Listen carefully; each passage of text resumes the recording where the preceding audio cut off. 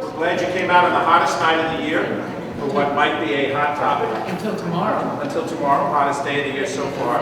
I'm Assemblyman George Latimer. Welcome to our forum, Questions and Answers on Open Government. As we begin the meeting, can I ask you all to stand and we'll have pledge allegiance to our flag.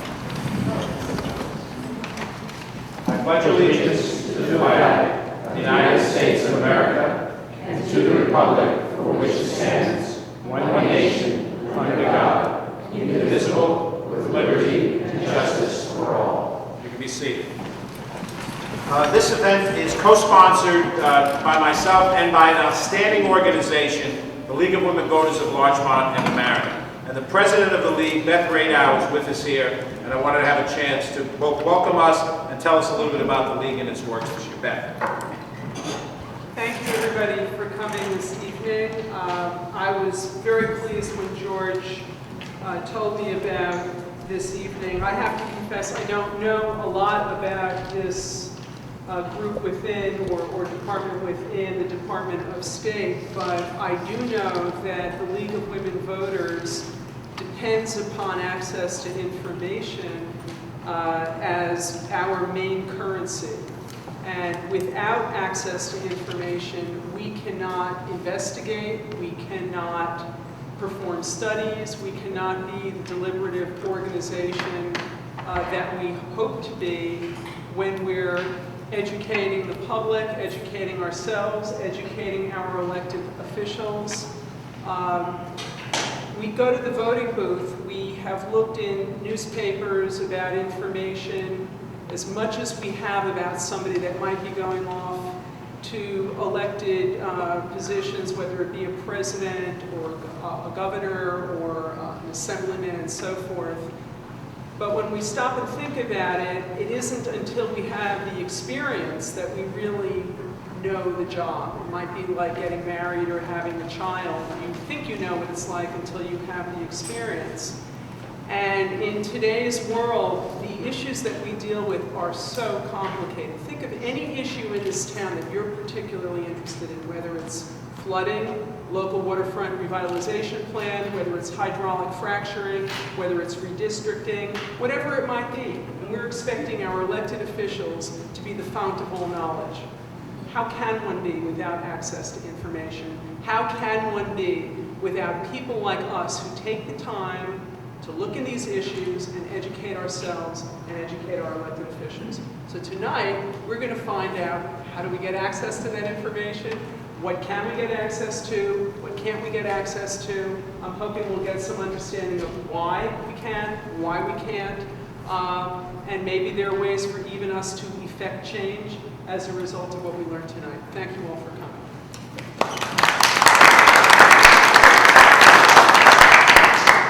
Before I introduce Bob, our guest speaker, really the reason why we're here tonight, let me just do a little housekeeping. If you have to use a restroom, the restrooms are located right behind us here, behind this block. And you'll also find a water fountain back there if you'd like. As you no doubt already know, there are some refreshments here. I am in theory on a diet, so I'm not supposed to be close to any leftover cookies. Please eat as many as your diet allows and take a few home. The rest will go to the firefighters downstairs. There is a sign-in sheet, which I mentioned briefly a second ago. If you'd like to be kept posted on any follow-up information, please leave that information with us. You don't have to if you don't want to. You're welcome to be here as a member of the public, and you don't have to identify yourself if you don't like.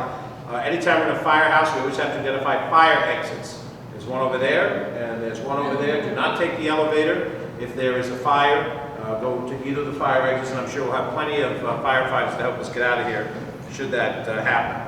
I'd like to ask you to put your phone on vibrate, if you would, so that while our speaker is talking, there's no interruption. And I do want to highlight that we're currently being covered tonight by people in the media. Those of us in public office know that everything is on the record, but for those of you who are not in public office, it's always good to know that we are being filmed by Larchmont Mamaroneck Community Television, and the tape will not only be shown in Larchmont and Mamaroneck, but in some of the other Sound Shore communities, Rye, Portchester, Rye, Brook, Rochelle, and a few others. We also have the Westmore News from Portchester here, the Daily Larchmont, which is part of the Main Street Connect family of online publications, and a reporter from Hometown Publishing, which you may know from the Sound of Town, the New Rochelle Town Report, and the Rise Sound Shore Review. So we do have people in the media. When you get up to speak, you may have a member of the media want to clarify your comments. Good luck. Welcome to public office. The bottom line is that it is a public meeting, so it's not my job to edit anybody, but I would ask you to show proper courtesy to the best of the ability in this open public forum.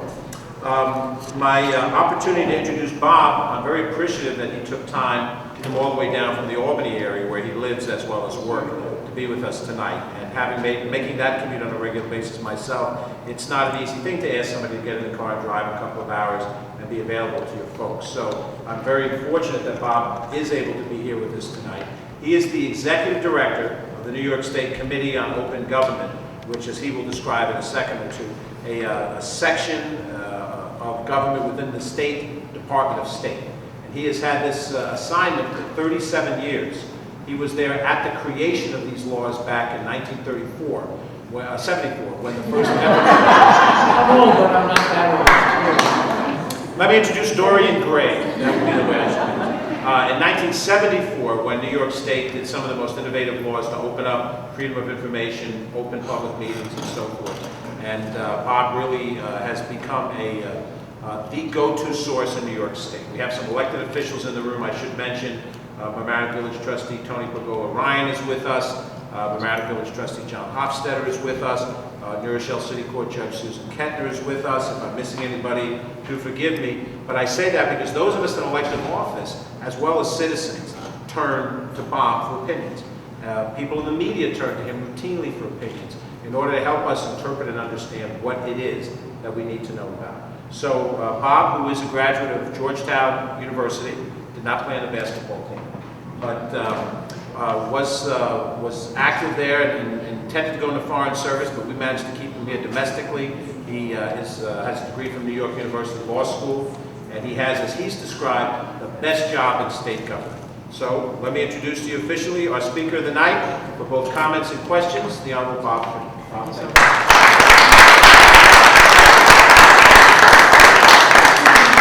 Thank you so much. There were some interesting words that were used. You mentioned Dorian Gray. You know, when I walked in here tonight, I saw an old friend, Lucille Held, who is a fighter, if there ever was one. And the first thing she said to me was, "When did you become gray?" So here we are. You got it right. But I want to thank particularly Assemblyman Latimer and Beth Radel for putting this together. I am amazed and gratified that so many of you are here. You must be the people who don't have air conditioning. Is that it? But I think this is a great turnout, and I am here for you. I'll be completely honest, I am completely unprepared. I never prepare. I can talk about this subject from now until doomsday if you let me. But if you do, we'll miss the issues that are really important and troubling to you. So, in just a moment, I will invite you to fire away. And I'll stay until there are no more questions. Just to give you a little bit of additional background, again, I work for the Committee on Open Government, part of the Department of State. The staff is 2 of us at full strength. We are the smallest state agency that actually does anything. I'll leave the rest to your imagination. And as the Assemblyman mentioned, I have felt forever that I have the best job in state government. All we do all day, every day, is give advice, legal advice, either verbally, on the phone, via email, by means of written opinions, at the request of anybody. Anybody meaning members of the public, members of the news media, people from state and local government. In fact, we get more inquiries from local government officials than any other group. Our only goal is to give what we believe to be the right answer under the law, irrespective of who asks the question. So we're not there to support the government, we're there to do the right thing. And I'm not suggesting that they are mutually exclusive. You have in front of you our little handout, I hope you do, called Your Right to Know. It's available online as well. It summarizes both the Freedom of Information Law, lots of people call it FOIL, as well as the Open Meetings Law. If you attend meetings, either as a member of the public or as a member of a government body, if you use FOIL or if you have to deal with FOIL, you should have the handout with you all the time. Why? It lists verbatim the grounds for entry into executive session under the Open Meetings Law. It lists the grounds for withholding records under the Freedom of Information Law. Also on page 3 is our website address. We have a tremendous amount of material that's available online, including the text of the handout. You also have this little handout. Why do you have that? We don't have the money to print anymore. This was taken from our website. We write, as I mentioned, advisory legal opinions. This will sound a little ridiculous. We've written in the neighborhood of 24,000 opinions over the course of years. They are indexed by subject matter, by key phrase. One index deals with FOIL, the other the open meetings law. They are intuitive kinds of indices. If you have a question regarding either statute and you think of the issue, the keyword, the kind of record, the basis for going into executive session, you go to our index, it's alphabetical, that will connect you with opinions written since 1993 on whatever the subject might be. I see the camera here in front of me. It's not so long ago that there was no statutory right to videotape meetings. But if you wanted to find out whether you had the right nonetheless based upon judicial decisions, you could go to our open meetings law index to opinions, click onto V, scroll down to videotaping meetings. The opinions would be available online in full text. If you can't find them that way, on our page with the alphabet, there's a search box. You simply type in the keyword or phrase that pops into your head. That too will connect you with the opinions. So if you are obsessed and you need your answer, and it's 4 in the morning, chances are pretty good you can find it on the website. I want to point out that Assemblyman Latimer has become a champion of open government legislation. And I'll talk about a couple of pieces of legislation in particular, one of which was sponsored in 2006, and for reasons that I'll describe as we move along, it is changing the relationship between the public and the government. And there's another item of legislation, I brought the bill with me, which will make the open meetings law vastly more meaningful to everybody here, assuming that the governor signs it. And if you like the bill, write to the governor and tell him to sign it. What I hope you leave with tonight is the general principle that both of the laws that we're talking about are based primarily on common sense. All they really say, all they should ever say, is that everything is open unless disclosure would hurt. Significantly, either somebody, in terms of an invasion of privacy, the government, in terms of its ability to do its job well on behalf of the public, or, on occasion, a private company vis-a-vis its competition. So the real question in so many instances is, what would happen if the government had to disclose? What would happen if the government had to discuss this issue in public? And unless the answer in the gut is, ouch, this would really hurt, chances are that disclosure will be the rule. And that is what you should come away with tonight. Now, questions? Fire away. Anything in particular? FOIL, open meetings law, which you want to talk about first?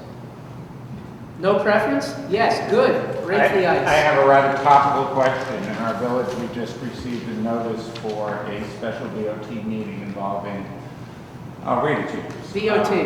I'm sorry, Board of Trustees. Okay, Village Board of Trustees. And the meeting notice says the Board of Trustees will be meeting in executive session. Uh-oh. Keep going. Uh-oh. Regarding contract negotiations with sport time related to contract provisions in effect with the village for the Harbor Island Park. Sport Time is a company that runs a tennis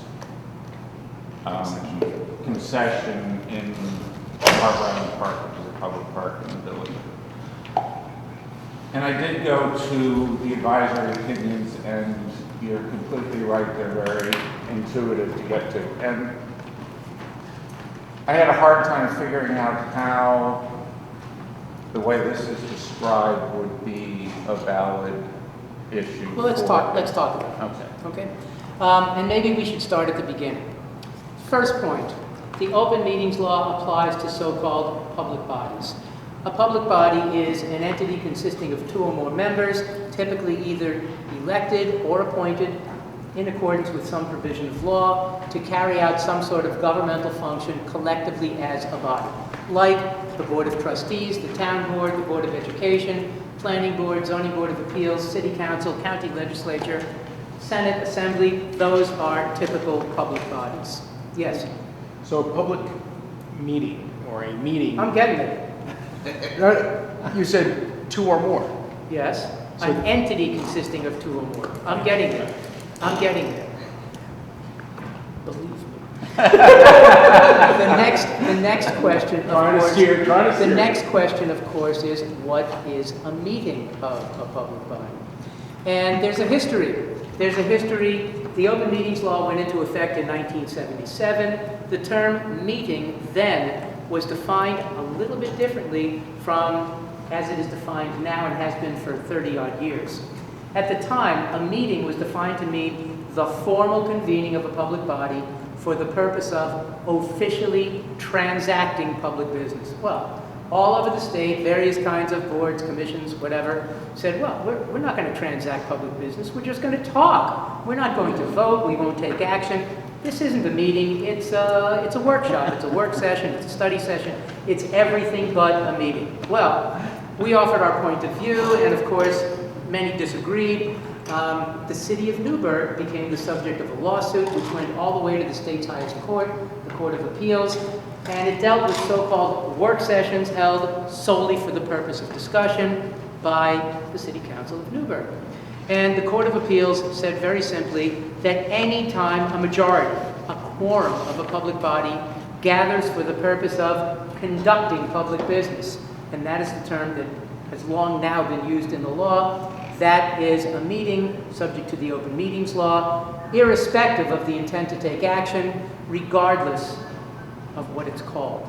So, the bottom line is fairly simple. Anytime we have a gathering of a majority of a public body for the purpose of conducting public business, yes, that's a meeting subject to the Open Meetings Law. Now, for what it's worth, sometimes in a gathering like this, somebody will raise a hand and say, you know, I'm on the Board of Trustees of the Village of whatever, and there are 2 other members here. We're 3 out of 5. Are we in violation of the Open Meetings Law? Well, the answer clearly is no. Nobody would walk in here and say, looks like, smells like, tastes like a meeting of the Board of Trustees. The 3 would simply be individuals within a larger audience. They would not have gathered for the purpose of conducting public business as a body. The Open Meetings Law wouldn't apply. But again, the thrust of the law is clear. If a majority gets together to talk about whatever the business of the body might be, that triggers the application of the Open Meetings Law. Every meeting must be preceded by notice. If a meeting is scheduled at least a week in advance, the law says that the notice has to be given not less than 72 hours prior to the meeting. If it's scheduled less than a week in advance, the law says that notice has to be given, quote, to the extent practicable at a reasonable time prior to the meeting. That means we do what's reasonable under the circumstances. In terms of the nature of the notice, the law says that notice must be, number 1, given to the news media. What the news media chooses to do with it is up to them.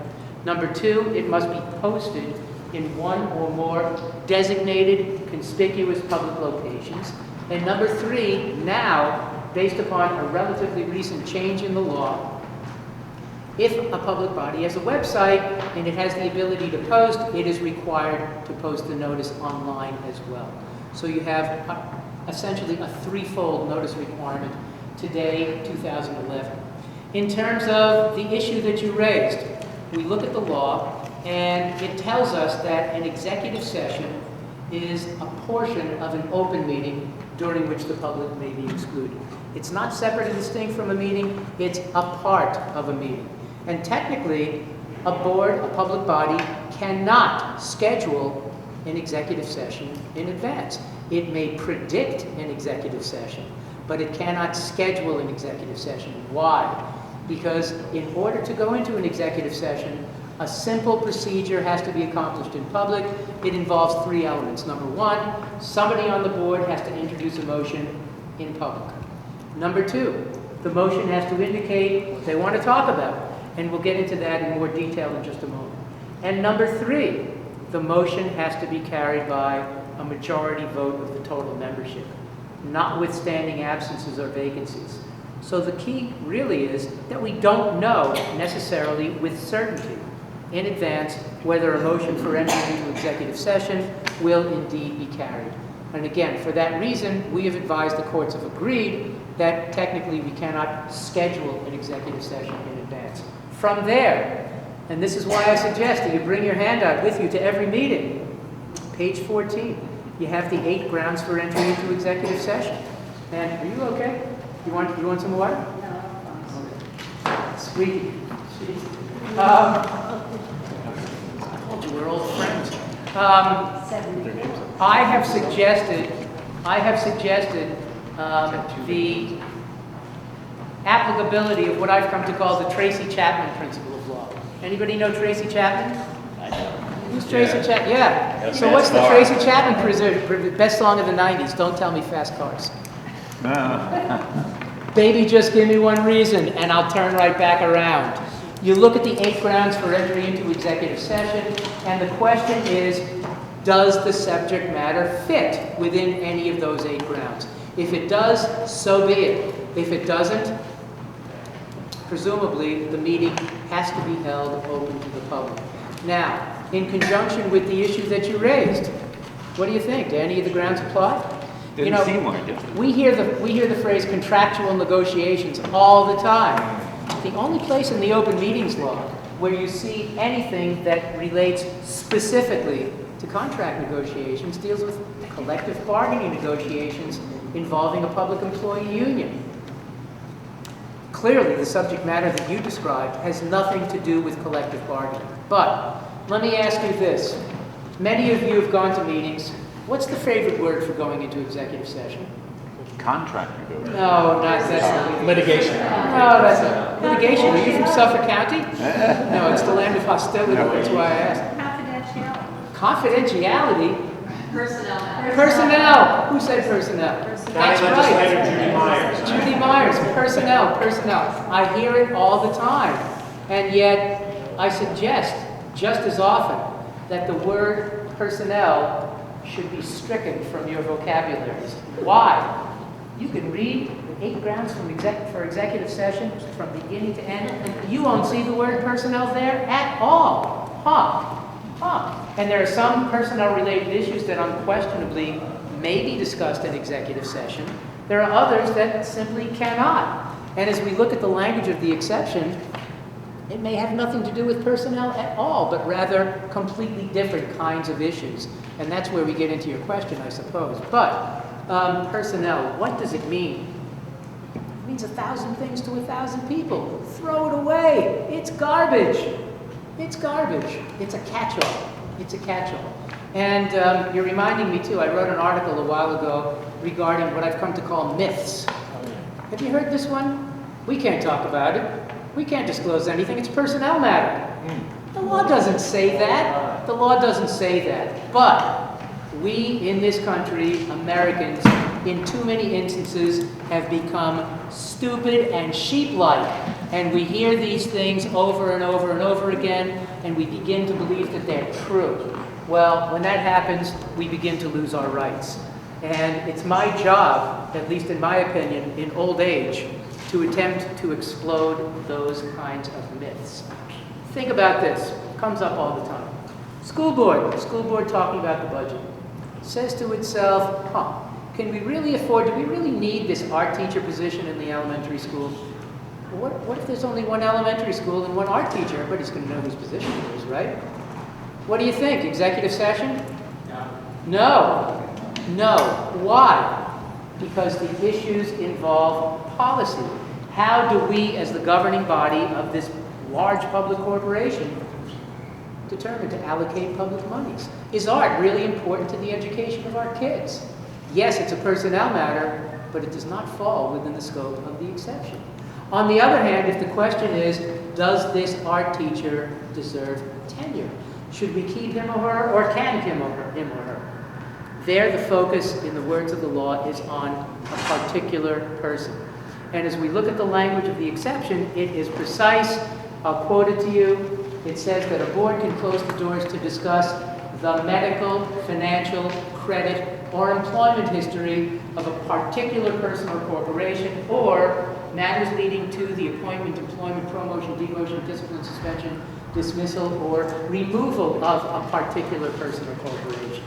So to qualify For consideration in executive session, the issue must focus on a particular person or corporate entity in conjunction with one or more of those qualifiers. Yeah? Do they have to disclose the name of the person? Or the No, company? no, but let me get to that. If the board introduces a motion and says, we want to discuss a personnel matter, do you have a clue whether they're complying with the open meetings law? Not at all, not at all. What we have advised, what the appellate division agreed, is that the motion under that provision should include two components. Number one, reference to that keyword particular, so that we know that the focus is on somebody or some corporate entity. And number two, reference to one of those qualifiers. I move to enter into executive session to discuss the employment history of a particular person, or something like that. The board would not have to identify the individual, but if the board tells us that much, what it's really saying is, yep, we've read the open meetings law, and unless we're fibbing, we're about to discuss a subject that may properly be considered during an executive session. Okay. Questions about that? Yes? I'm Erica from League of Women Voters of New Rochelle in Westchester. Thanks for coming. I also want to tell you, I first talked to you about 25 years ago when I was a reporter in that. I remember. You remember? I remember your name. Yeah. And I told you I went to high school with Jan Aronoff, but there was no relation. No. But anyhow, that was a village, I didn't know whether there was a story of a village board meeting before the meeting to talk about what they were going to talk about. And I remember calling you, and I was able to quote you that they were breaking the law. So I'm glad you're still around. Thank you. I'm glad I'm still around too. And me too. It's a funny thing. You know, often reporters call knowing the answer, but after all, they can't print their own opinions. They call me for the quote, and I have no hesitation about giving it. I just don't. And you know what you find out, and some of you have known this for a long time. When you reach retirement age, you can pretty much say whatever the hell you want.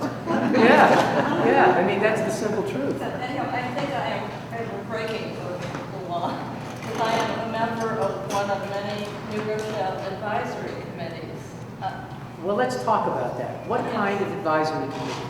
It's the Technology and Cable Advisory Committee, and we talk about issues with, we just make recommendations to the. Are you a creation of law or simply a resolution and passed by? Legally, the city legally has to have us advising them. Okay, well, let's talk about that. Remember, I mentioned the definition of the phrase public body, an entity consisting of two or more, etc. At the end of the definition, actually, I should give you some history. There was actually a debate about the open meetings law on the floor of the Assembly in 1976 before it passed. And one of the members asked the sponsor, Mr. Sponsor, is it your intent that this law include within its coverage committees, subcommittees, and other subgroups? That was the phrase. The sponsor was Joe Lisa. I don't know if you know the name, from Queens. And the sponsor said yes. Well, the law passed, and soon after, there was a controversy and a lawsuit involving a school district near Albany. And it dealt with a board consisting of 9, which designated subcommittees consisting of 3 members each. And of course, the school district said, well, these subcommittees consist of 3. That's not a quorum of the board. The open meetings law doesn't apply. The issue went to court, and the appellate division, which didn't read the statement of intent in the debate, said it agreed. That led to an instant change in the law. In 1979, the assemblyman whose district was the subject of the law, was the subject of the lawsuit, introduced an amendment, and since that time, the law has included specific reference to committees or subcommittees of a public body. Now that means that if, for example, how many members are on the county legislature? 17. Its quorum would be 9. Let's say that it designates the committee on who knows what, consisting of 5 of its members. That, too, would constitute a public body covered by the open meetings law. If it has 5 members, its quorum would be 3, a majority of its total membership. So if the 3 get together in their capacities as members of that committee, that would trigger the application of the open meetings law. But there are numerous judicial decisions, many of which have come out of this area, that have dealt with what you might characterize as the Citizens Advisory Committee and Ad Hoc Committee, an entity that does not consist solely of members of a governing body, which is not a creation of law, which comes and goes.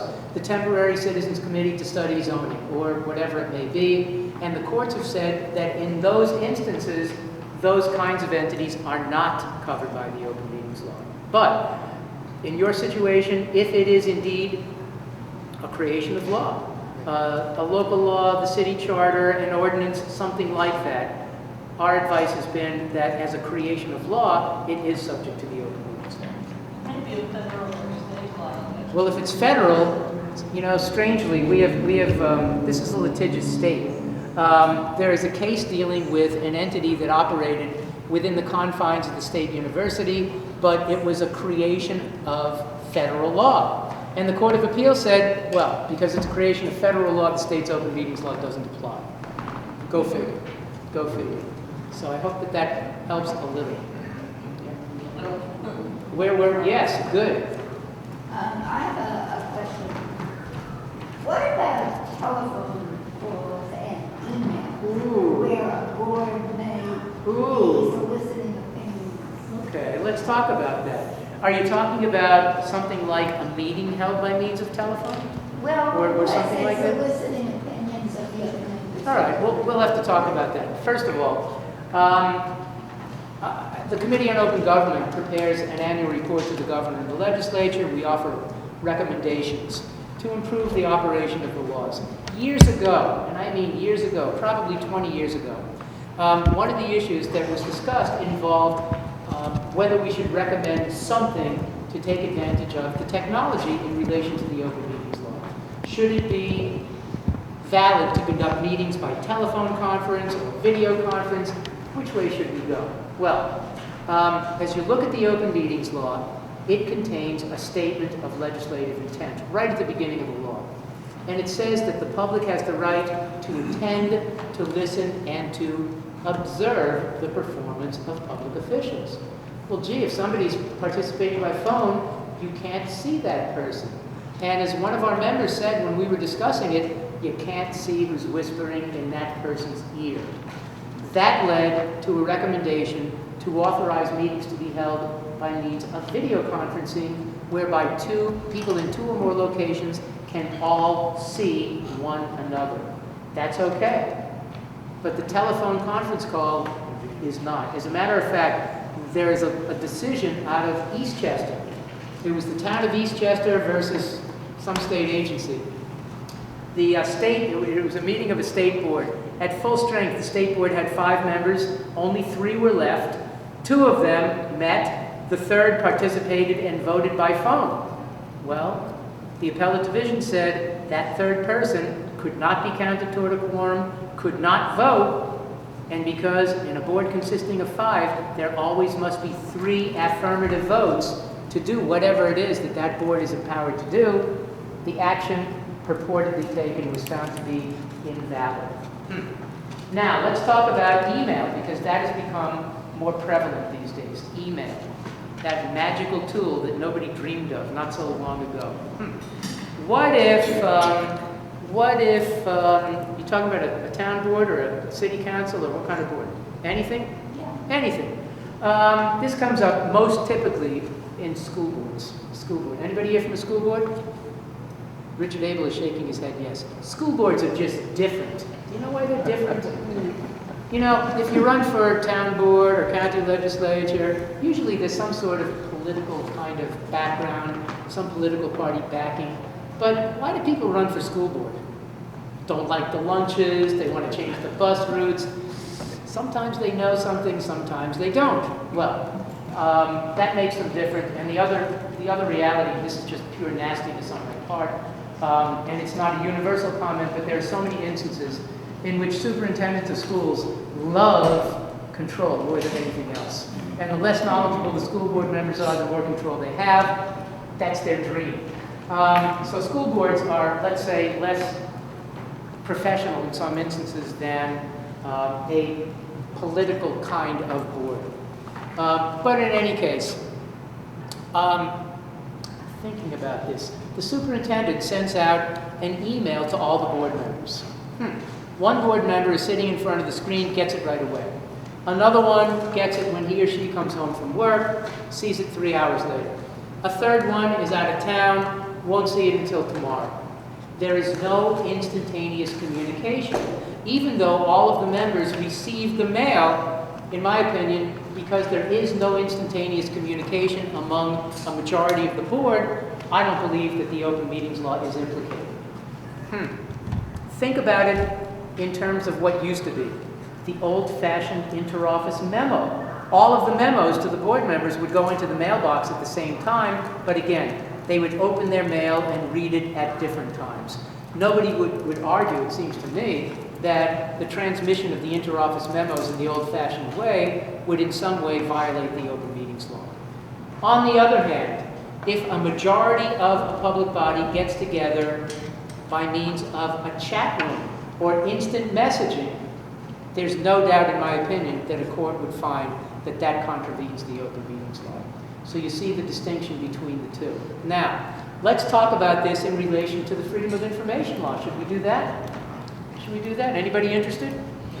Yeah? Okay. I have to give you some background because it's really important. You probably know this. Every state has some sort of an open records law, some sort of an open meetings law. There's a Federal Freedom of Information Act.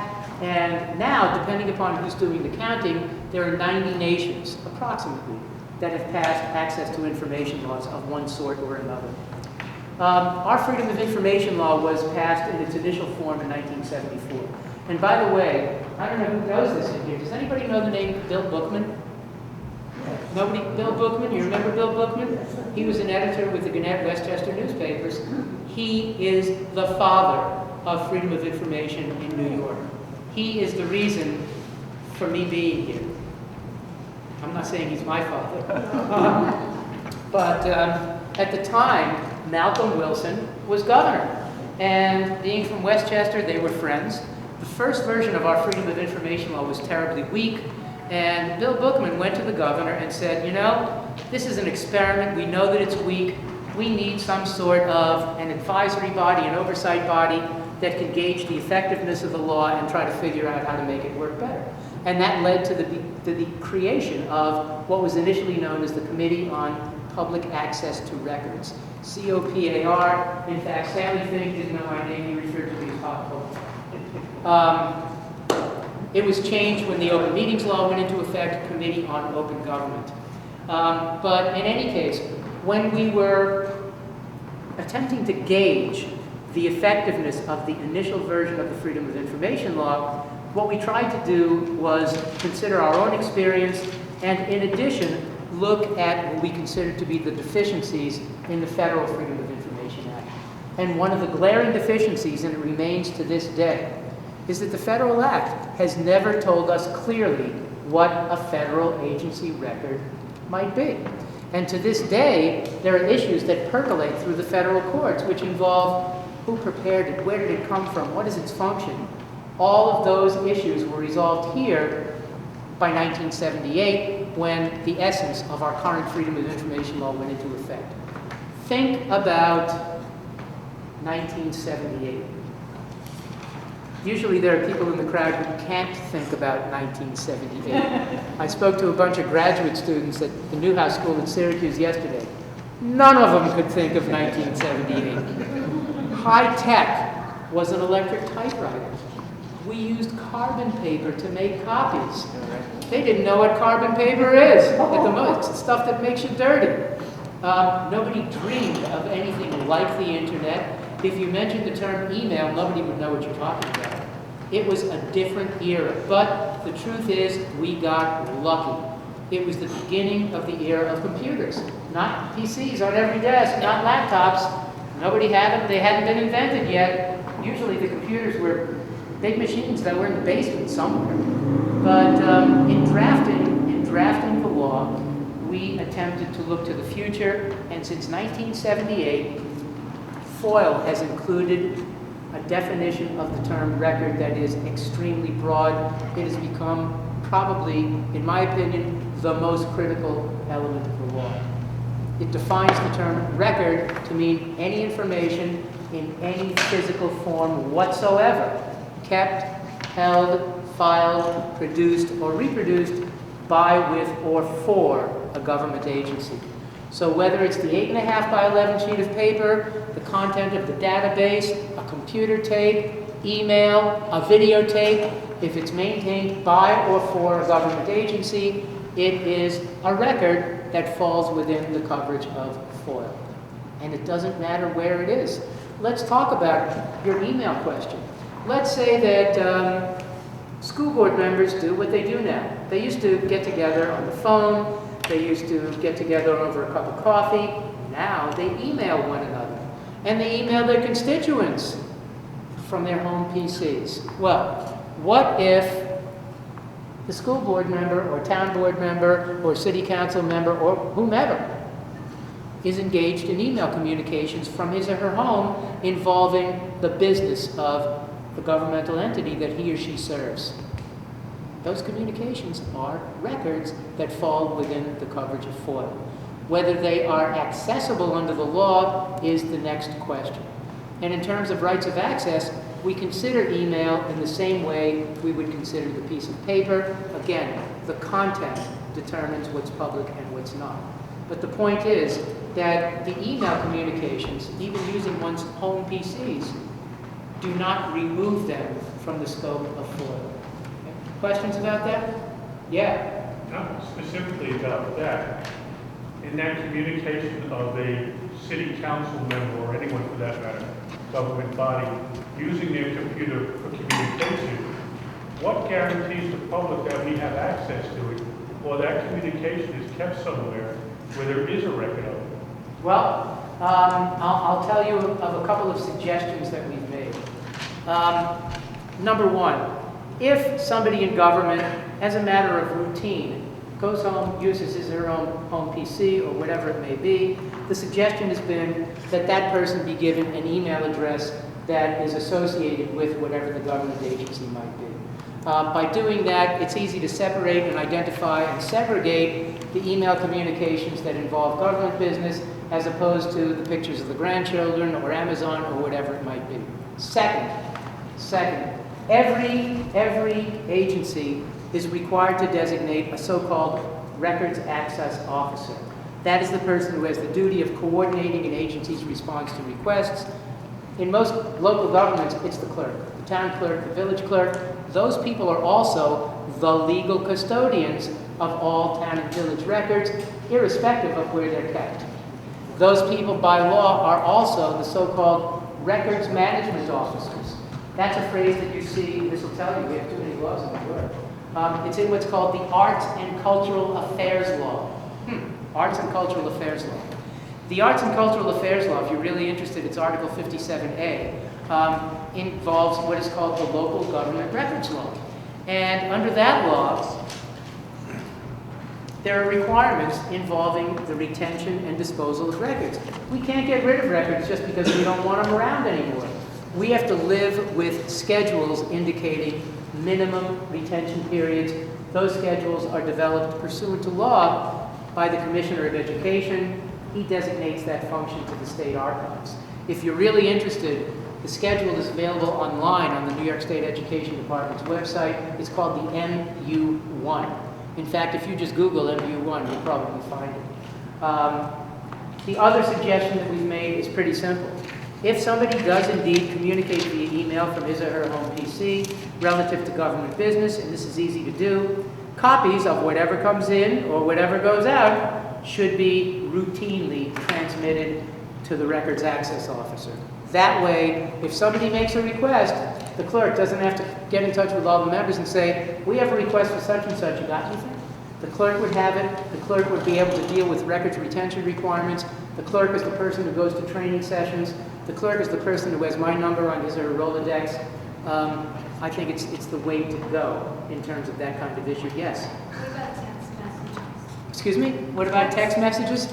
You know, this hasn't come up in case law yet, but If it is kept, held, filed by, with, or for an agency, yeah, it's covered by FOIL. Sure it is. What about that mayor of Detroit, huh? What about that mayor of Detroit? He's doing time now because of his text messages, which were indeed retrievable. How do you get them? I'm not a techie, I don't know. The phone company. I don't know, but you know, in terms of email, They never go away. I hope you know, they never go away. I hope you know that, let's think about what's been going on in England. Gee, the stuff really never goes away. It never goes away.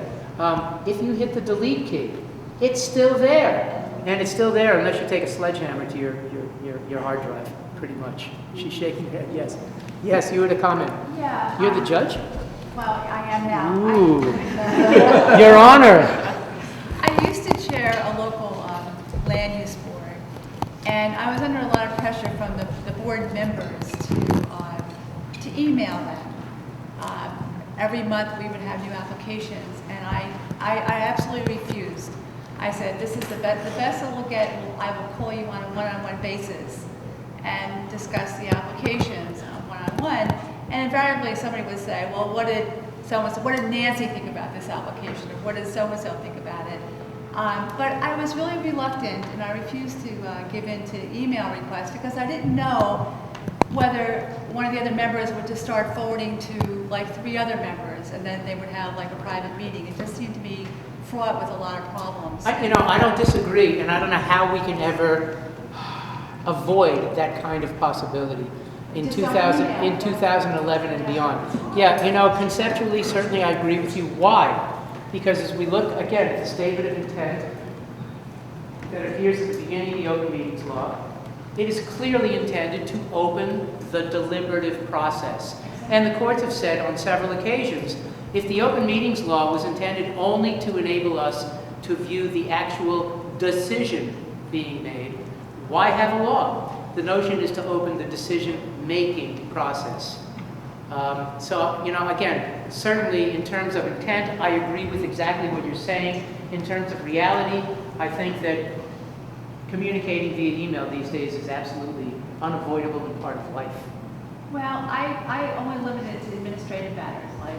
You know, certainly a public body has the ability to establish reasonable rules to govern its own proceedings. And if a board wants to establish a rule to the effect that email communications regarding matters of substance will not be permitted, so be it. You can do that. You can do that. How practical it is in 2011, I just don't know. Yeah? What significance does using the word confidential? Oh, that's easy. Generally speaking, it reminds me of what I've come to call the diddly principle. It don't mean diddly. Yeah, confidential. You mean you stamp it confidential? No, I've Doesn't mean a thing. emails that say confidential, and you sort of. Oh, we get them all the Don't know time. what You to get an do. email from a law firm and it says, this is privileged and confidential. I'm not the client. It doesn't mean a thing. It doesn't mean a thing. Let's talk about the word confidential. And I have to admit to you that there are differences of opinion regarding its meaning. But,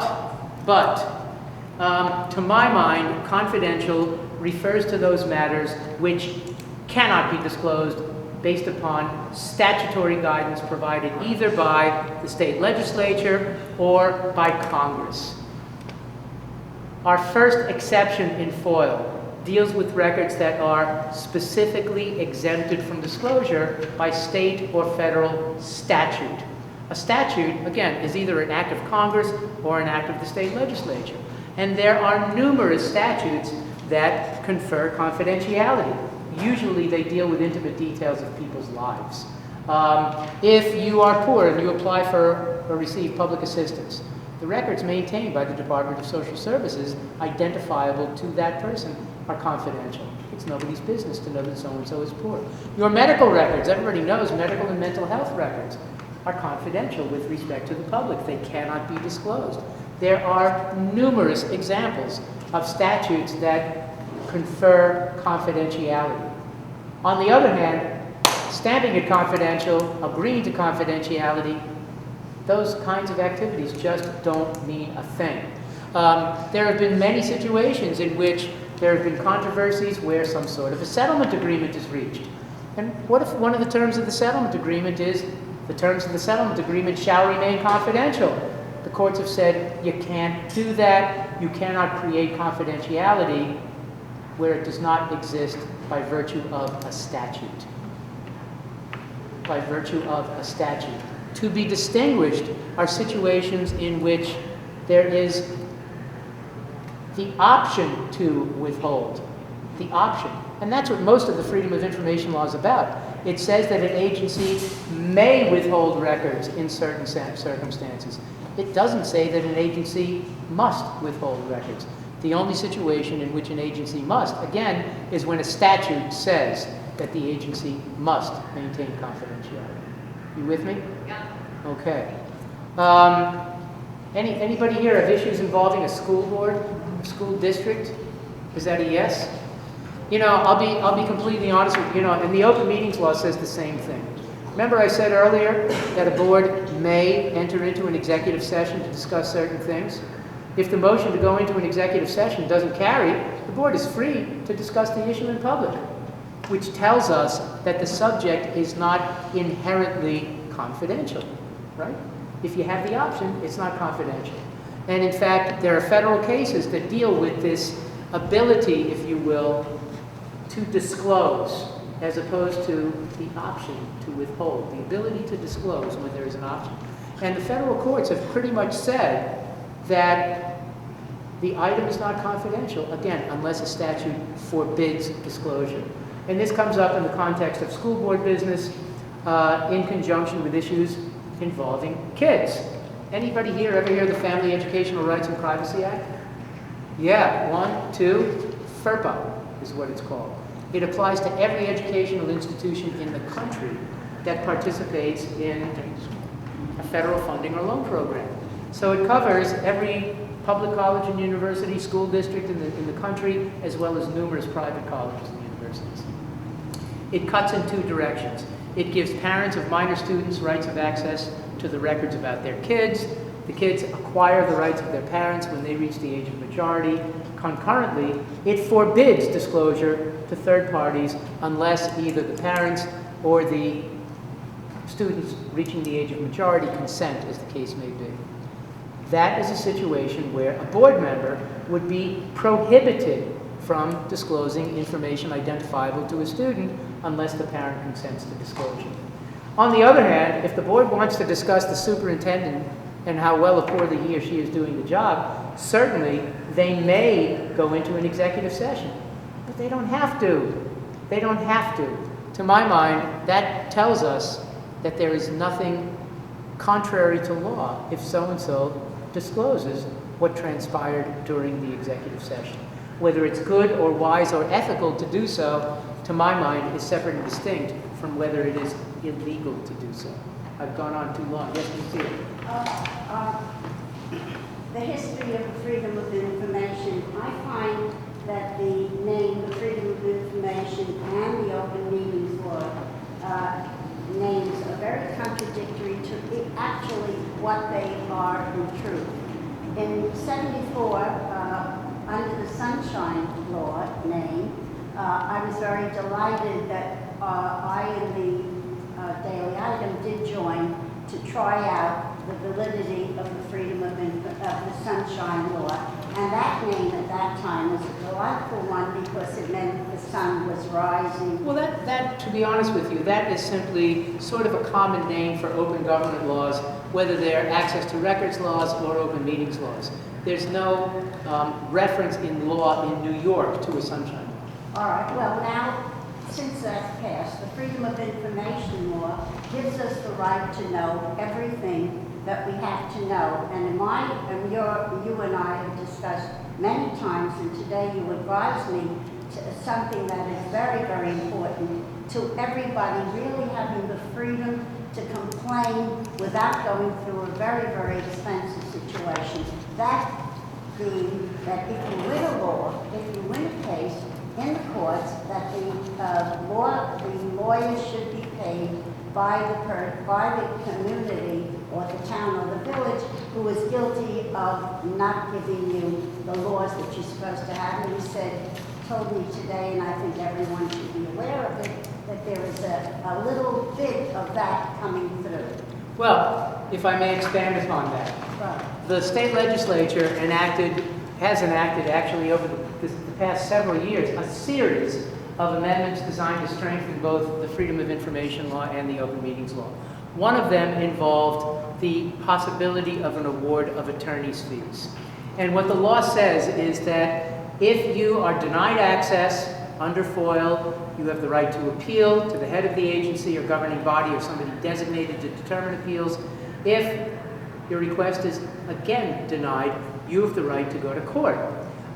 Some of you may have heard the phrase Article 78. You know what an Article 78 is? Yeah. An Article 78 is the proceeding that is brought against a government agency in New York. And usually, when somebody initiates an Article 78, that person has the burden of proof. That person must demonstrate that the agency acted unreasonably or that it failed to carry out some duty that the law requires to have been carried out. It's a difficult burden to meet. On the other hand, the Freedom of Information Law specifies that the burden of proof is on the government agency. The government agency must prove to the court's satisfaction that an exception to rights of access was properly cited. Usually, it will have to prove to a court that the harmful effect of disclosure described in an exception would indeed arise. And the courts have been pretty serious in New York about the obligation to meet the burden of proof. Now, if you go to court and, in the words of the law, you substantially prevail, the court may award attorney's fees if one of two conditions is present.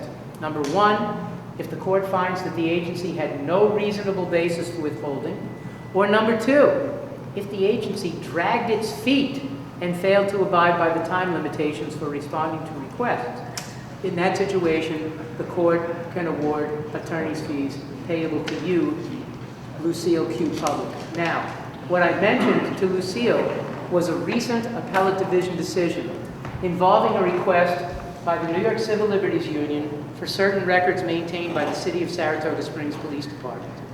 And they asked and they asked and they asked. Saratoga delayed and delayed and delayed. The Civil Liberties Union went to court. And the City of Saratoga Springs said, oops, here are the records, go away. Well, the Civil Liberties Union argued that it would not have gotten the records had it not initiated the lawsuit. Clearly, it would have substantially prevailed because there was no reasonable basis for withholding. And aside from that, Saratoga just did not respond in a timely manner. Notwithstanding those factors, the lower court, the Supreme Court, said, sorry, no attorney's fees.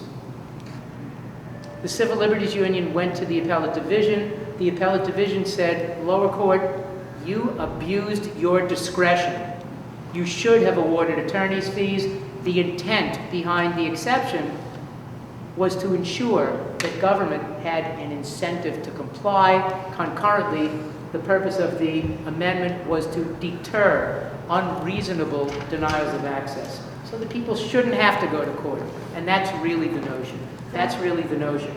So this case, which was decided about 2 weeks ago, I believe breaks new ground in that it is the first decision that clearly focuses on a factual situation that relates to the award of attorney's fees. So now I feel that the name of Freedom of Information is justified by this new act because we do have a counter where we can go all the way with it instead of people being discouraged from even going at the smallest thing that they want to know. But the open meetings law is completely contradictory to me, only on the basis... Stop. The Open Meetings Law has also been amended a couple of times in recent years. Now, if a public body, your town board, goes into a closed session and engages in substantial deliberations in private that should have been conducted in public, and you bring a lawsuit and the court agrees, the law says that the court must award attorney's fees. No, but that's not it. Huh? What I'm saying to you, in the open meetings law, Yeah. There is no such thing when I go to the school board Yeah. that I can talk before they make their decision. Stop again. So, Stop where again. am I? Stop again. Stop again. Let me clear up what is a common misconception, if I may. A lot of people think of an open meetings law the way we think about the old-fashioned New England town meeting. Everybody has the right to get up and put in his or her 2 cents. It's not the law in New York. It's not even the law in New England anymore. Under the open meetings law, and I mentioned this earlier, the public has the right to attend, to listen, to observe. It says nothing at all about the public's right to speak. Now, that means that if your board does not want to let the public speak at all, it doesn't have to. Now, most boards do permit some sort of limited public participation. What we have advised is pretty simple. Number one, I mentioned this earlier in a different context, a board has the ability to adopt reasonable rules to govern its own proceedings. If they want to permit some sort of public participation, the suggestion has been that the board adopt reasonable rules that treat members of the public equally, so that they can't say, Lucille, you're a pain in the neck, you can speak for 2 minutes, but I like her, she can speak for 5. You'd have to be treated equally. The other point that I've had to make, and I relate this to my own school district, I live in the Stepford School District.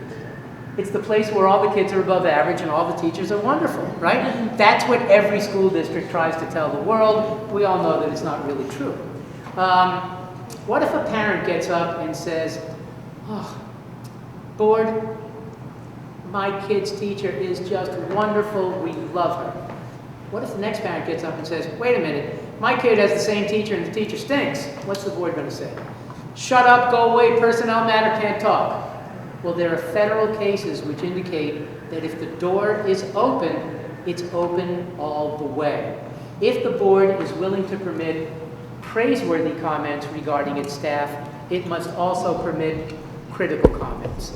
Now, if it wants to say, sorry, we won't take any comments regarding our staff, everybody's on an equal footing, that would be a valid rule. Whether it's a wise rule is another matter. Yeah, but you're not giving me the privilege of saying you're spending $150 million on building a building. I don't care about the teacher, my like, my dislike. I want to be influential on the part of what you're affecting me by my tax increase. So in an open meetings law, I should be able to say, I don't want you to spend the money. Period. I fully understand.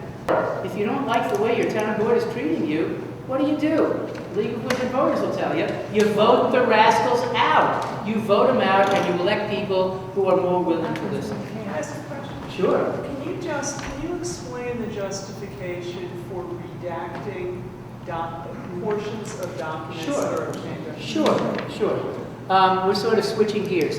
FOIL says in its focal point provision, section 87, subdivision 2, public office.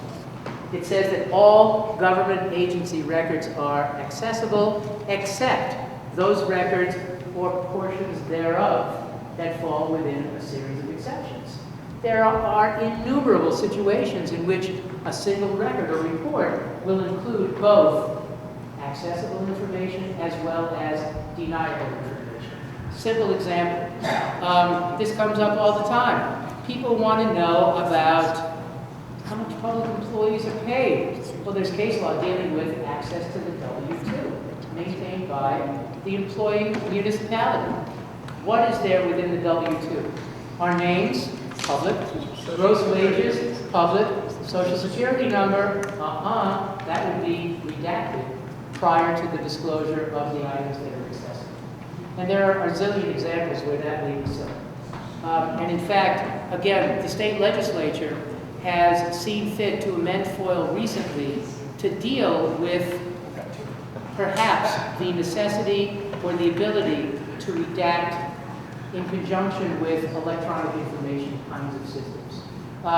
Let's say that a government agency maintains a database which has a dozen items, a dozen fields, some of which are public, some of which are not. Name, public office address, title and salary, public. Social security number, home address, not public. Deductions claimed, not public. Well, the law says that when an agency has the ability to extract and disclose those portions of that database that are public. With reasonable effort, it must do so. By going through that exercise, it is effectively redacting portions of that record. Does that make sense to you? Yeah, it does. The difficulty is that when one is, you have almost, I sometimes see this as a right without, any remedy. You're looking at a document and one doesn't know whether or not what is being redacted is subject to an exception. Well, let me make a point or two. Number one, when there is a denial of request, the agency has to give a reason. When there is an appeal, if the agency sustains the denial, the law says that it must fully explain in writing the reasons for further denial. And number three, should you go to court, the court can make an in-camera inspection, and it does it all the time. Okay. So I'm getting the document, but I'm not getting the complete document. That's right. So I'm not being denied the document. I'm just being denied. You're being access to denied it. access to portions of the record, presumably based upon the assertion of one or more of the exceptions to the exceptions. So you're saying there has to be an explanation when information is redacted? Yeah. There has to be written explanation. Any aspect of a request is denied, the reason has to be given in writing. Correct. Yeah.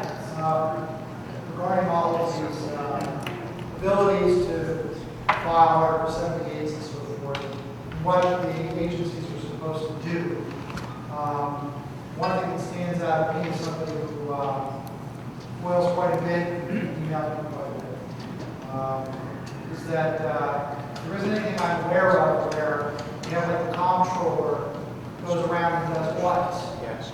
And I can tell you a few agencies that don't follow most of FOIA. They don't, for example, keep a list of what public records are available. They don't make clear who the Public Records Access Officer is. Like it's like many other examples. And it's difficult for me as a citizen to go up to them and say, let me tell you the 47 things you're not doing right. It would be better. Well, that's why you should go to our website and download any number of opinions and put them in their faces and say, look, this tells us that you're not doing things correctly because this is what the law says, this is what the courts have said about the law. I think you use the website as ammunition so that you become armed and dangerous to the extent that you possibly can. Well, they probably would tell you that I'm dangerous. I'm armed. I would tell you that if you're dealing with an agency that doesn't give a hoot about You know, I'll be honest with you. My hope always is that, and this was coming up in a discussion before we began, my hope is that people remember the statement offered by Judge Louis Brandeis in 1913, sunlight is the best disinfectant. We tell the world, and sometimes either good things begin to happen or bad things stop happening. But the corollary point, I suppose, is that in some instances, there are agencies or public officials who are just beyond embarrassment. And there isn't a hell of a lot that you can do about them except to attempt to vote them out of office. That's what we do in the United States. That's what we do. We vote them out of office. You know, we don't have, you weren't here at the beginning, the staff of the Committee on Oath of Government, there's two of us. We don't have the ability to enforce the law. We don't have the authority to enforce the law. And realistically, the state legislature is never going to provide the resources, millions of dollars that would be needed to have the ability of somebody other than a court to make determinations about FOIA. I don't know if you know this, Connecticut is the only state in the country which has a quasi-judicial commission. It actually has the ability to make decisions about freedom of information. I don't know which function works better. If you appeal to the Connecticut Freedom of Information Commission, because it has a backlog, it may be 3 or 4 or 6 months before you get a determination. Here, you call me, I'll give you an answer over the phone instantly. Sometimes it works, sometimes it doesn't. The other point is this. Connecticut is a small state. Everybody lives within an hour of the state capital. There are 3 million people. I've suggested somewhat tongue-in-cheek, we have 3 million crazy people in New York. Their budget is more than a dozen times the size of ours in a state with 3 million people as opposed to 19. I cannot imagine what the cost would be to carry out a similar kind of function in New York. Yes, Judge. I have a question. I thought you would. Well, no, That's why you raised your hand. in the Connecticut structure. Yeah. Okay. Is there is there a mechanism to oversee the actual quasi-judicial body? In other words, if somebody's dissatisfied with the determination of that body, can they file what would be the equivalent of an Article 78 and get into the court system? You mean in lieu of going through the commission? No, if they want to appeal the commission's decision. Oh, yeah, they can go to court. And in fact, that's what government agencies do when they don't like a commission decision. And that further elongates the process in many instances. So again, you should also know that every state has these kinds of laws. Only a handful of states have created oversight agencies at all.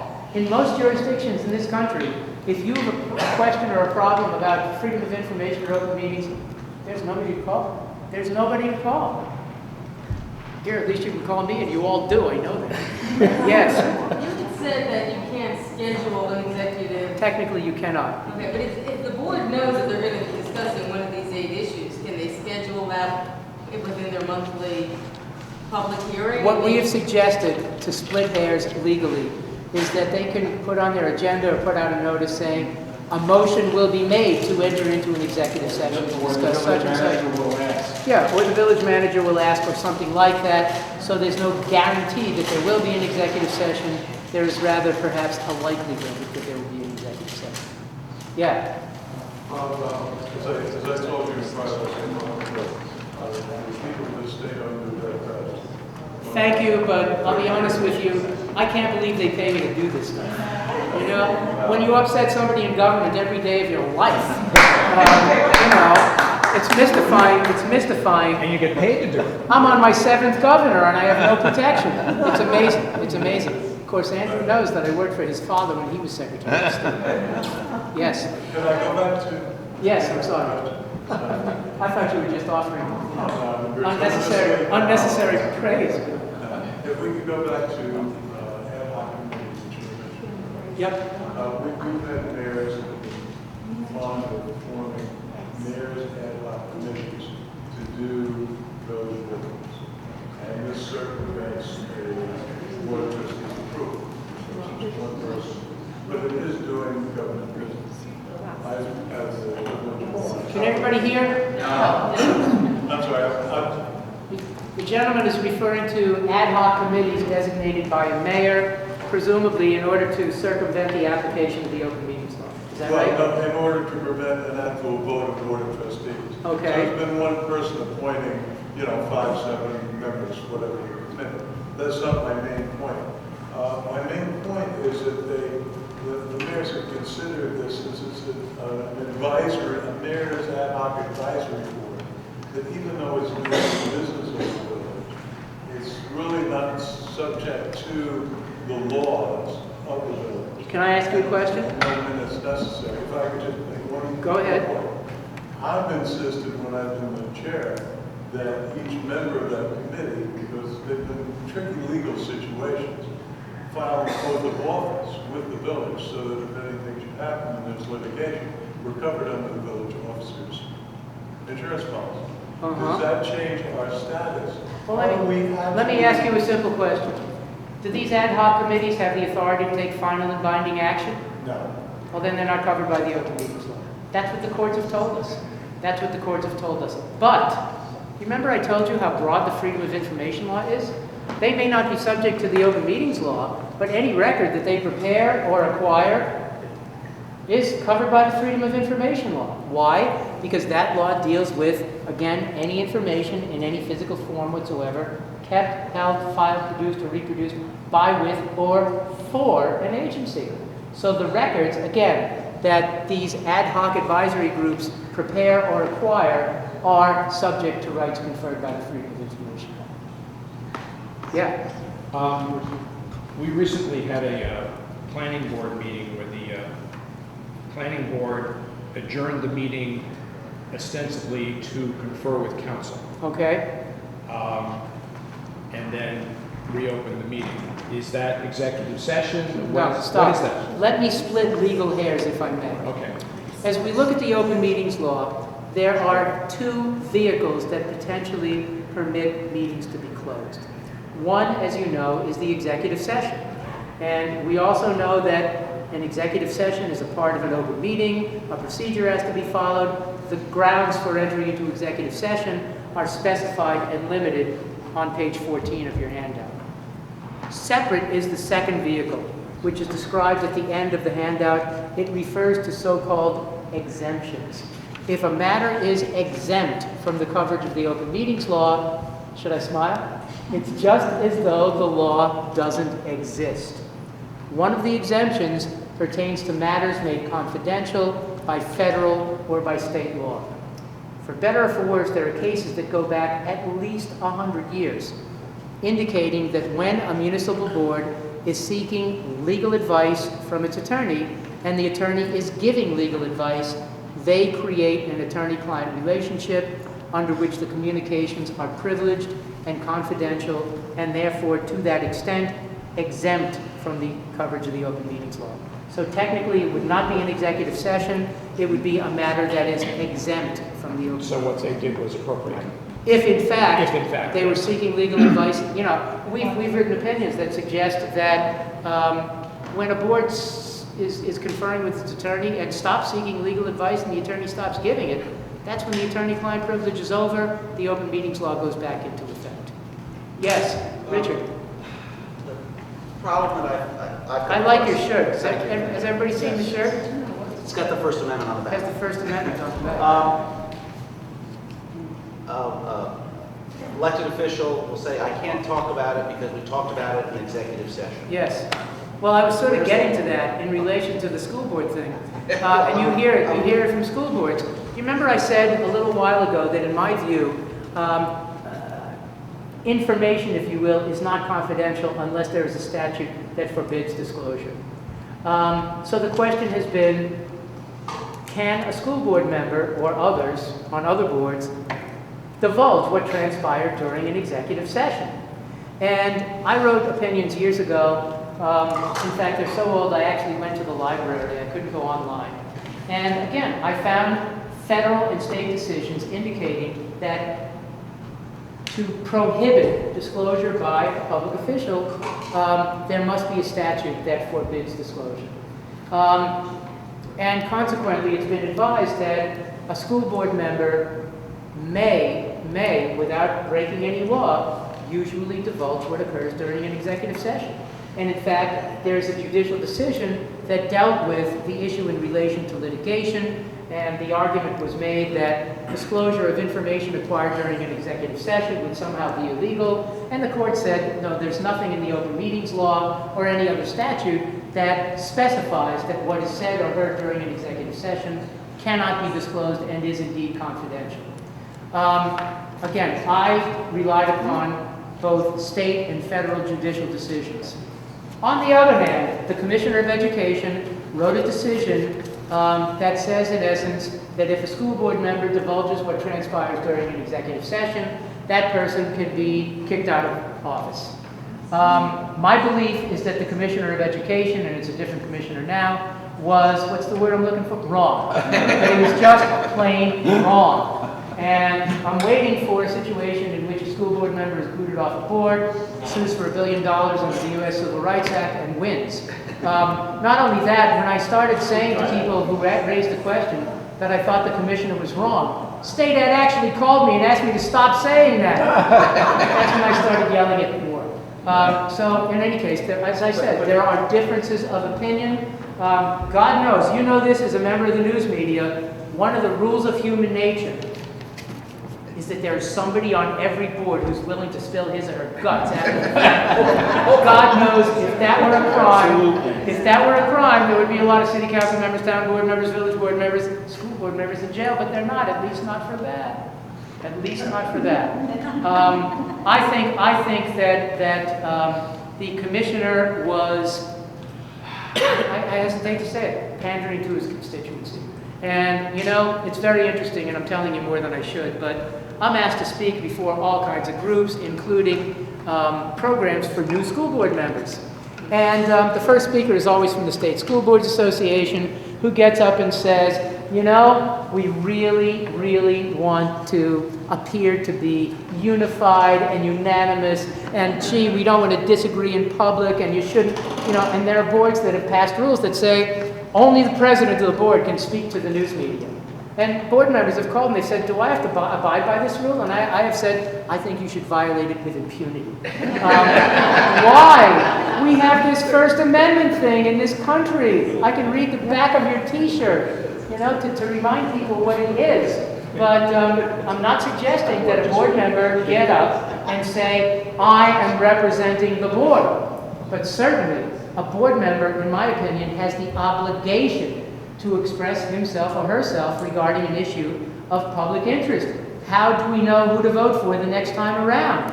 And I've suggested to board members that it's their job to disagree. It's their job to disagree. Why do we have city councils, town boards, village boards, school boards? Presumably the idea isn't to bring people together, all of whom agree. The whole idea is to bring together people who have different points of view. And the idea from there, at least as I understand it, is that through the process of discussion, deliberation, compromise, something that we don't see too much in certain wings of Congress these days, where certain presidents have offered 99% of what they've asked for and they still won't accept it. Forgive me for being political, but as I said earlier, you can say whatever the hell you want when you get to be mine. Yeah, that's what it's all about. That's what it's all about. That's my editorial for the night. Yes, Leah. I'm just wondering. You know, my new granddaughter is named Leah. Congratulations. I said my new granddaughter is named Leah. Congratulations. Thank you. Thank you. I've got seven. Fourth grandchild. In, yes. What do we do? In less than that. Look for a citizen watchdog. Yes. What should we be looking for that you see that it is a violation of the open meeting laws? We've mentioned a few of them tonight. Number one. I find people, they feel they have to agree. Well, you remember, as a league member, often the league will simply have an observer corps, send people to meetings of local government bodies. We have found, and you have found, that the mere presence of people at meetings makes a difference in terms of compliance. When the board knows that somebody is watching, again, that encourages compliance. Number two, as I said right at the start, have your booklet with you. Have your booklet with you. And if the board is about to go into an executive session and you look at your list of the 8 grounds and it doesn't seem to be there, that's when you get up and say, board, show me. Here are the 8 reasons. Please, please tell me where this fits. There are other things that you can do too. The open meetings law. How many of you have heard this one? You can't have the minutes until they're approved. Anybody ever heard that? Another myth. Another myth. There's no law that says that minutes have to be approved. Everybody does it. History, tradition, policy, not law. But the open meetings law says that minutes must be prepared and made available within 2 weeks. 2 weeks. What if it's the board's practice to approve its minutes? Haven't gotten together for 2 weeks. Simple response, simple advice. Whoever prepares the minutes should do so. Make them available on request within 2 weeks. Mark them, unapproved, draft, preliminary, something like that, so that the recipient has a clue about what transpired. Concurrently, whoever sees the minutes is given notice to the effect that the minutes are subject to change. Yes? Quick one. How long? That's what they all say. How long should a government body or by law keep videos? How long should they keep Because videos? we're in a new technology. Remember I mentioned the retention schedules before? I am not an expert on the subject, but your question comes up so often that I know the answer. The retention schedule indicates that either an audio tape recording or a videotape recording, or back in the old days, notes taken with respect to a meeting must be retained for a minimum of 4 months. At the expiration of that period, yes, they can be destroyed or reused or erased or whatever you want. On the other hand, the minutes, which are essentially the official record of the governing body of a public corporation, have to be kept permanently. And in between, you have a variety of schedules that relate usually to the significance of the records. Yeah? In terms of being watchdogs, I've been finding that with Cablevision and the meetings being telecast on government access, that governments don't know who's watching them. They know there are a lot of people out there watching them, and now that they're being streamed on the websites, and you can review them anytime you want. It's doing a lot to make the public aware of what's happening and around. Sure, and it gives you the information about how they function. To go back to them and say, board, maybe you're not doing this correct. Or board, maybe you're doing a terrific job. Either way, there's positive, I think, positive feedback, yeah. Two questions. You mentioned earlier that Assemblyman Latimer I was going to get to that. had facilitated a couple of bills. The other is, before we end tonight, we've got a bit more time, but you also advise on personal privacy protection laws. And I don't think we've touched on that tonight, but so in any event, after questions, I'm personally interested, and I think, we all presumably have some protections, although I think they've been fairly eviscerated, so I'm just wondering. Yeah, well, we have those. Yeah. And there's this internet thing too. But the personal privacy protection law, for what it's worth, pertains only to state agencies. It does not apply to any unit of local government. That's one of the reasons why I haven't mentioned it tonight. But let me offer plaudits to Assemblyman Latimer for a couple of reasons. Number one, I mentioned that we issue annual reports. I also mentioned that we're one of a very few government agencies of our kind in the United States. For years, there were only 3 of us, myself, my friend from Connecticut, and a guy from Minnesota. Well, the guy from Minnesota was afraid to fly. That meant that the guy from Connecticut and myself, unbelievably, have been invited to discuss these concepts all over the world. Never at New York State taxpayers' money, I should add. I've been to China a couple of times, Japan a couple of times, Bulgaria. I went to Bulgaria in February. Nobody asked to come along. Venezuela, Peru, Mexico 8 times. I'm pretty convinced they like me better there than they like me here. In any case, I started dealing with the Mexicans around 10, 11 years ago, and it was recognized then that 75 years of one-party rule were soon to end. And they got ready. They looked at democracy-based kinds of laws in the United States, Canada. We actually had several delegations visit us in Albany from Mexico. And they passed really a pretty terrific law by 2004, and I was stunned to read that after the first year of implementation, 40,000 requests had been made, and among them, 36,000 were made and answered by email. Wow! How could that be? Most Mexicans' families don't have a PC in their dens. They don't have dens. But the government was pretty serious about its effort to promote the utility of the law, to promote transparency. It's a law that is very much pro-poor. And the government put kiosks and terminals all over the country. And there are stories about people who we would probably view as peasants who go to the village hall or the school and tap out their request one finger at a time and get it. That led us, the Committee on Open Government, to offer a recommendation in our 2005 annual report. Assemblyman Latimer introduced it in 2006, and it passed that year. It passed that year with virtually no fanfare. It's one of those bills that was significant, but it slipped through the cracks and has been law since 2006. It is painfully simple. It says, number 1, government agency, when you have the ability to accept a request made by means of email, yes, you must. In 2006, there were a lot of units of government, especially small ones upstate, that didn't have email. Now everybody does. Everybody does. Number 2, if you, John or Jane Q. Public, ask that records be emailed back to you, and the government has the ability to do so, yes, it must. So what does that mean? That means that you can submit your request at 3 in the morning if you want. It means that often you can get the equivalent of a thick report quickly and easily. And because the only fee that we can charge under FOIL in New York involves the reproduction of records, it's free. So a lot of people are getting a lot of material quickly and easily and for nothing. The offshoot of that is that government has begun to love this provision. Why? Nobody has to go to the filing cabinet to locate the paper. Nobody has to stand at the photocopy machine.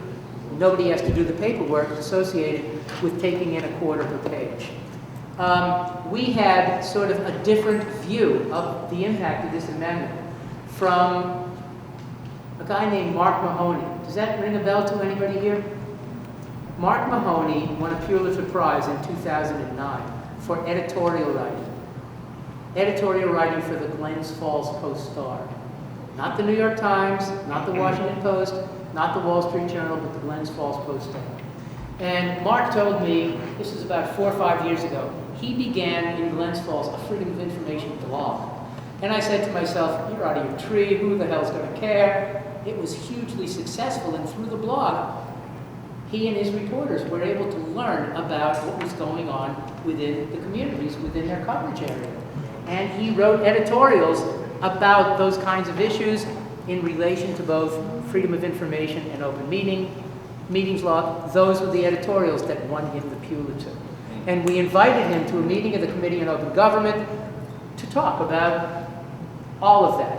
And he said that this amendment has simply changed the relationship between the public and the government. Why? Back in the olden days, you had to submit something in writing, you had to send it, or you had to appear. There was an air of confrontation in many instances. When you submit whatever it may be via email, sometimes they don't know who you are. When I go home and I use my email address on my home PC, you don't know who I am. It's anonymous. It's pure. It's pure in a lot of ways. And it has diminished the, let's say, the confrontational kind of attitude between his reporters and the people that he covers routinely. It's simple. And there are so many times, and it's probably happened with some of you, we're on the phone and you bring up an issue and I'll say, let me have your email address, and you have whatever it is before the conversation is over. It is so easy. It is so easy. Yes? I'm just wondering who your committee on open government is, who appoints them, who are they? Are they helpful to The committee at full strength has 11 members. We have 9 at the moment. 4 are ex officio government members. They include the Lieutenant Governor, the Secretary of State, Director of the Budget, Commissioner of General Services. They have the ability to send representatives to the meetings. 4 public members are appointed by the governor. At least 2 must be or have been representatives of the news media. One of our members is a fellow named David Schultz. David Schultz is now one of the premier First Amendment attorneys in this country. Another is a fellow named Cliff Richner, who owns Richner Publications, which owns the Riverdale Press and a series of weeklies on Long Island. There are a couple of other public members. The governor also has the ability to appoint one elected local government official. That position is vacant at the moment. And the leaders in the Senate and the Assembly each appoint one public member. The Senate position is now vacant. So it's 6 public, 5 government at full strength. Are they helpful to you? Are they helpful to us? Yeah. We do all the work. You know, the truth is, if a question comes up, do you think that the Lieutenant Governor wants to answer? They'd rather have me do it. You know, I'll be honest with you, I learned a long time ago the heat just isn't that hot. It just isn't. Today's crisis is forgotten tomorrow. Who hasn't had a question? You haven't had a question. This thing, something coming out of left field that may not be interesting to everybody, but I have for many years had a beef because when I was working, when the concept of emergency medical services was new,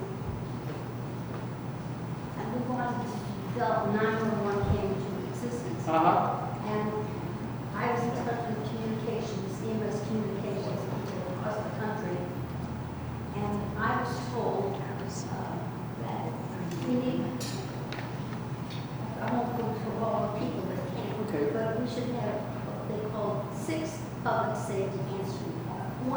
They said, and then in a few years you'll only need 1. Seattle is really the prime example of an excellent EMS system.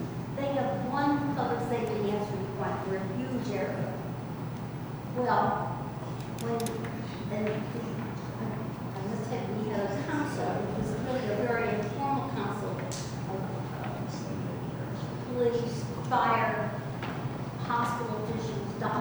Street, etc. And we presented all of these concepts to them. What's the question?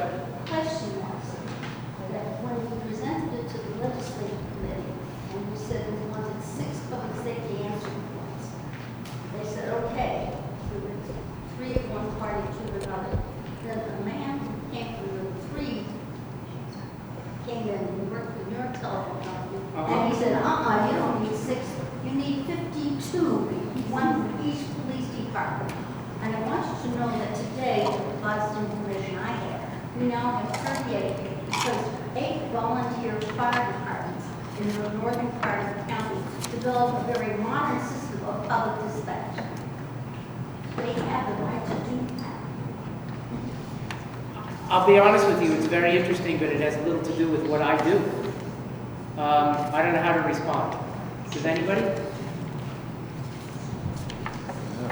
If I may, since we're running short of time, I want to tell you about a piece of legislation that has been co-sponsored by Assemblyman Latimer. The lead sponsor is Assemblywoman Amy Paulin.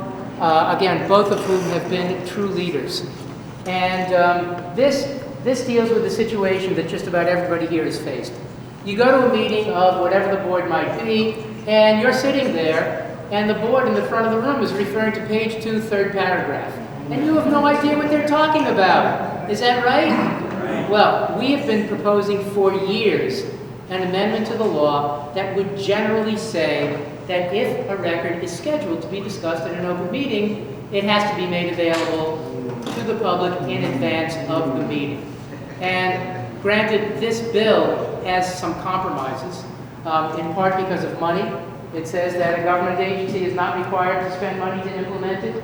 It says that government agencies don't have to put records up on their websites when it is impracticable to do so. But in a county like Westchester, which has pretty good resources and pretty good staff, my guess is that in most instances, it will not be difficult to post records on a website prior to a meeting. When that occurs, you will have the ability to know in advance what is to be discussed. You will have the ability to be knowledgeable in advance, so that, again, the discussion, the deliberation, your capacity to be influential at the meeting is enhanced tremendously. So, if you think that this is a good bill, it's Assembly 72. Let Governor Cuomo know. Let him know. Just Assembly 72. Assembly 72. You want me to read it? Yeah, but the bill hasn't gone to him yet. This is what it says. Agency records available to the public pursuant to Article 6 of this chapter, which is the Freedom of Information Law, as well as any proposed resolution, law, rule, regulation, policy, or any amendment thereto that is scheduled to be the subject of a discussion by a public body during an open meeting shall be made available upon request therefore to the extent practicable as determined by the agency or department prior to or at the meeting during which the records will be discussed. Copies of such records may be available for a reasonable fee, determined in the same manner as provided therefore under the Freedom of Information Law. If the agency in which a public body functions maintains a regularly and routinely updated website and utilizes, let me say this again. If the agency in which a public body functions maintains a regularly and routinely updated website and utilizes a high-speed internet connection, like everybody here in town, such records shall be posted on the website to the extent practicable as determined by the agency or the department prior to the meeting. Then it says an agency may, but shall not be required to expend additional monies to implement the provisions of this subdivision. So if you have the resources now and it doesn't cost anything more, it should be easy. My belief is, as in the case of the amendment dealing with requests by email, maybe not everybody could do it 5 years ago, but this is simply an inevitability. And the hope is that if this is on the books, little by little, every public body in the state will routinely be placing these records on their websites in advance of meetings. So again, in my view, the open meetings law will become immeasurably more meaningful to thousands and thousands of people. can we write a piece of paper now and each one of us endorse it? Can you just hand a piece of paper? I think, let me step in. When these bills go to the governor, you need to communicate directly to the governor by email. So what I suggest you do is go onto the New York State website. There's an email address for the governor. The bill is on his desk. And then you, as an individual, can state your support for it. We've reached 9 o'clock. Before we give a hearty round of applause to Bob, would you give everybody, before we do, would you give everybody your phone number and email address or whatever means to reach you? Sure. First of all, you can find our website in a way that's much easier than is indicated in the handout. We're the only Committee on Open Government in the world. If you just Google COOG, you'll get to our website. Second, our phone number, which is in the handout, is area code 518-474-2518. Lucille has only called me 647,000 times. Yes. Served as well. My email address, if you really want it, is robert.freeman, Freeman, @dos.state.ny.us. Now, a final word or two. First of all, you'll never hear this from a state employee ever again. Ask me anything. Go ahead. Make my day. Come on. Anything. Yeah. 25 cents per page. Where did that come from? Where did it come from? Why do we still have that? FOIL says that a photocopy, that an agency can charge up to 25 cents per photocopy, up to 9 by 14 inches. Where did that come from? Way back when the Office of General Services did an analysis of the actual cost of making a photocopy based upon the nature of machines then used. And I'm talking about 1974. And 25... It doesn't factor in time, right? Well, it factors in the labor, the time, etc. I'm not going to tell you that it's perfect, but it simply has not changed since 1974. And it's one of the few things in life that has not gone up in price. Everybody should know that if you request to inspect records that are available in their entirety, inspection is free. And often you won't know what you want. You might want to ask for a copy of the audit, but the audit is 400 pages. Ask to look at it first. You'll probably find that you only want copies of pages 42 and 43. I think that means that our time is up.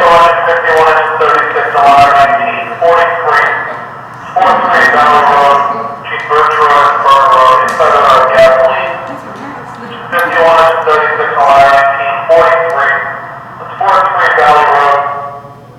Wow. Right This is at a 9 o'clock. firehouse. This is Just so so we're timely. The other point that I want to make is very simple, and I said it right at the start. Anybody can contact our office. We always return calls. We write opinions. I refer often to a song by Bill Withers. Anybody know Bill Withers? You use me until you use me up. That's it. That's it. You use us. And finally, again, we should all thank Assemblyman Latimer and Beth Radoff from the League of Women Voters. It's great that all of you were able to be here. I hope that it was worthwhile for you.